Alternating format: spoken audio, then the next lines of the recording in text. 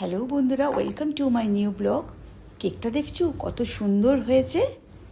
এই কেকটা খেতে অপূর্ব হয়েছিল। এইটা কোনো ময়দা বা প্রিমিক্সের কেক নয়, এটা একটা ডালের কেক। চলো রেসিপিটা এবার বলা যাক। রেসিপিটা কি করলাম, এটা হলো একটা বিউলির ডাল 100 গ্রাম বিউলির ডাল নিয়ে ভালো করে ওভারনাইট রেখে কিংবা 6-7 ঘন্টা রেখে ভালো করে মিহি একটা পেস্ট তৈরি করে নিলাম। এবার পেস্টটাও দেবো, সঙ্গে মিক্সার ধোয়া জলটাও দেবো। এর ফাঁকে আমার কিন্তু দুটো কাজ করে নিতে হবে। এবার মৌরি বাটাও দিয়ে দিলাম। এরপরে একটু স্বাদ মতন দিতে হবে লবণ। এবার মৌরি বাটা লবণটা দিয়ে ভালো করে ফেটিয়ে নিলাম। এরপরে দিতে হবে স্বাদ মতো লবণ, আর দিয়েছি খাওয়ার সোডা আর বেকিং পাউডার। এবার তার মধ্যে দিয়ে দিলাম ভিনিগার, স্প্যাচুলার উপরে দিয়ে ভিনিগারটাকে দিয়ে এরপরে আরও কিছুক্ষণ নাড়িয়ে নিতে হবে। আর তার আগে আমাকে প্রিহিট করে নিতে হবে। এবার একটু তেল দিয়ে ভালো করে নাড়িয়ে একটা কন্টেনারে গায়ে তেল মাখিয়ে যেমন করে কেক বানায় প্রিহিট ডেকচির মধ্যে বসিয়ে দিলাম 35 মিনিটের জন্যে। হ্যাঁ 35 মিনিটের জন্যে বন্ধুরা। তারপরে কেক রেডি। এরপরে একটা টুথপিক ঢুকিয়ে দেখলাম যে কেকটা একদম সম্পূর্ণ সুন্দর টেক্সচার এসে গেছে। এবার আমাদের এটাকে কেটে নিলাম। অবশ্যই ঠান্ডা করতে দিতে হবে। এরপরে একটা সিরাপ তৈরি করলাম চিনির সঙ্গে জল মিশিয়ে, গুঁড়ো চিনির সঙ্গে জল মিশিয়ে সিরাপটাকে স্প্রেড করে দিলাম। তারপরে ধনে পাতা, পুদিনা পাতা, চাট মশলা, আমচুর মশলা, চিনি আর সঙ্গে দুদানা লেবুর 2 চামচ লেবুর রস দিয়ে একটা এই চাটনিটা করেছিলাম, চাটনিটা দিয়ে দিলাম। এরপরে এই হাঙ্কারটা দিলাম পুরো সম্পূর্ণ ফ্রেশভাবে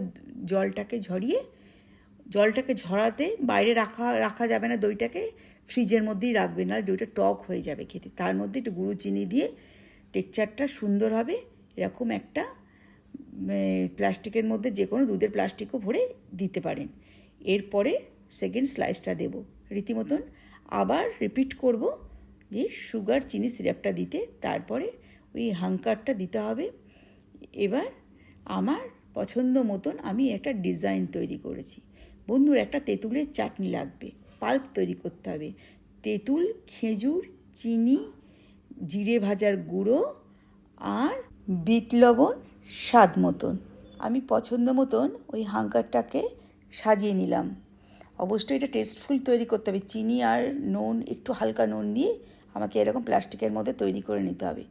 এরপরে যে পুদিনা পাতা, ধনে পাতার চাটনিটা আমি খাপে দিয়ে দিলাম। এরপরে আমার এতটা স্টেজ কমপ্লিট সুন্দরভাবে।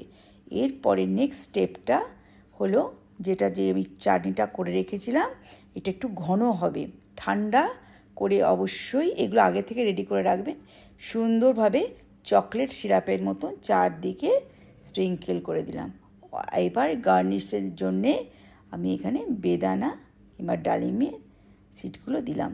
অপূর্ব, অসাধারণ, একবারে কি বলবো, আমি না করলে খেলে বুঝতে পারবেন না। অবশ্যই বানান, খুব স্বাস্থ্যকর সুন্দর রেসিপিটা ভালো লাগলে অবশ্যই সবার মধ্যে শেয়ার করুন, খান এবং কমেন্টে লিখতে বাধ্য হবেন, আবার আসবেন। ভালো থাকবেন। আর এরকম সুন্দর একটা ইউনিক রেসিপি পেতে গেলে এরকম ধরনের আমার পেজটাকে অবশ্যই নতুন হলে ফলো দিয়ে রাখুন। আর যারা আমার পুরনো বন্ধু তারা অবশ্যই শেয়ার যদি ভালো লাগে শেয়ার করবেন। অবশ্যই আমার আবার রিকোয়েস্ট করে খাবেন, অসাধারণ টেস্ট। আজকে তাহলে এই পর্যন্তই, টাটা।